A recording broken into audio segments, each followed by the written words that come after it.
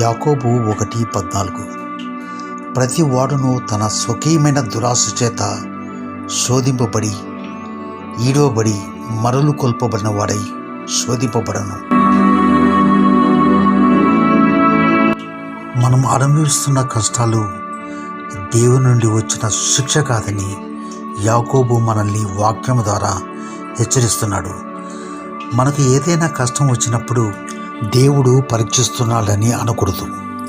ఈ లోకంలో మనకు శోధనలు వచ్చినప్పుడు దానికి కారణం దేవుడు కాదు.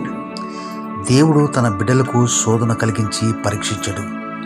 మన కార్యాల నుండి, మన వ్యసనాల నుండి శోధనలు పీడింపబడతాం. దేవుడు చెడు పనులు చేసేందుకు ప్రోత్సహించడు.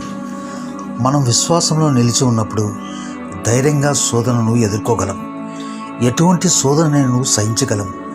దేవుడు ఆ శోధనను ఎదుర్కొనే బలాన్ని, ధైర్యాన్ని మనకు ఇవ్వగలడు.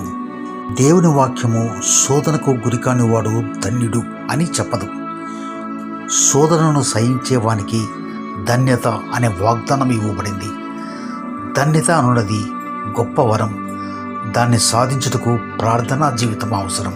అట్టి ధన్యత, ప్రార్థనా జీవితాన్ని ఆ దేవాతి దేవుడు మనందరికీ అనుగ్రహించును కాక.